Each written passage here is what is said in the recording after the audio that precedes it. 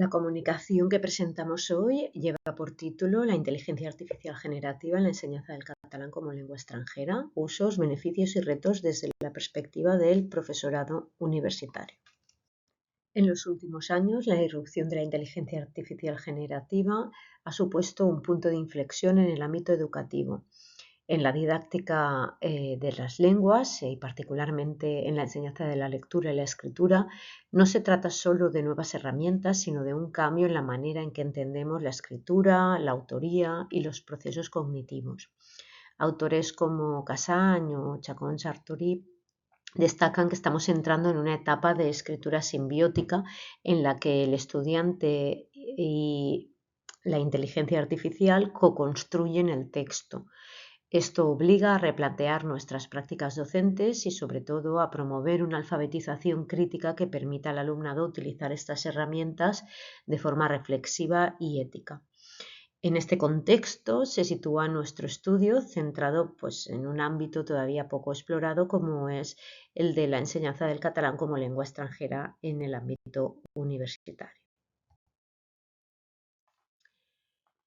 Nuestro objetivo principal ha sido analizar cómo el profesorado universitario de catalán como lengua extranjera está incorporando la inteligencia artificial en su práctica docente. De manera más específica, nos hemos centrado en 4 aspectos: los fines pedagógicos de su uso, las herramientas empleadas, los beneficios percibidos y los retos encontrados.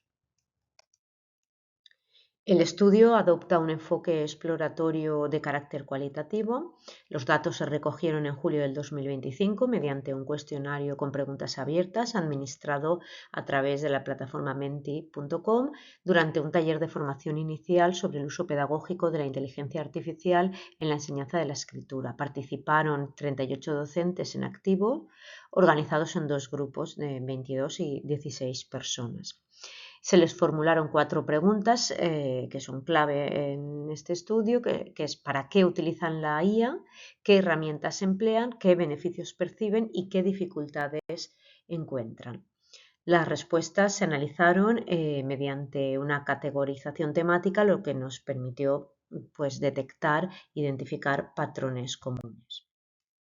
Los resultados que recogemos aquí de forma rápida son los siguientes. En relación con los usos, el profesorado emplea la inteligencia artificial principalmente para la creación y adaptación de materiales, la generación de textos modelos y el apoyo a la producción escrita del alumnado. También destaca su uso en procesos de revisión que fomentan la reflexión metalingüística.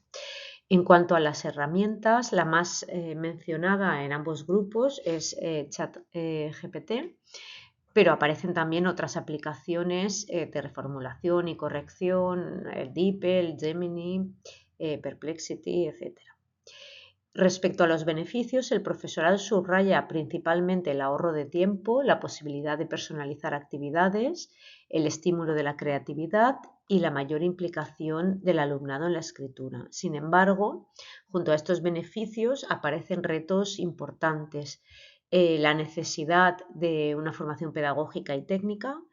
Hay también ciertas dudas sobre la autoría y la evaluación, la fiabilidad de las respuestas generadas por la inteligencia artificial y el riesgo de un uso acrítico por parte del alumnado. Sobre todo este elemento, el riesgo del uso acrítico de la tecnología, es lo que más preocupa al profesorado que ha participado en el estudio. A modo de conclusión, podemos señalar que la inteligencia artificial generativa se está incorporando progresivamente, ¿no?, en la enseñanza de las lenguas, especialmente como apoyo. No obstante, su integración requiere un enfoque pedagógico sólido.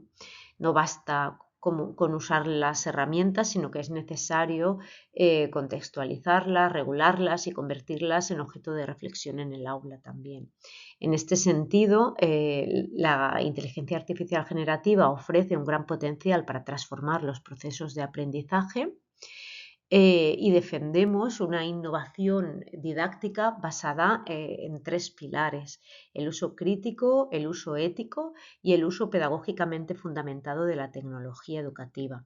Solo así podremos aprovechar su potencial sin renunciar a los principios de la enseñanza comunicativa de las lenguas, ni a una formación de estudiantes autónomos y críticos. Esto es todo. Muchas gracias por su atención.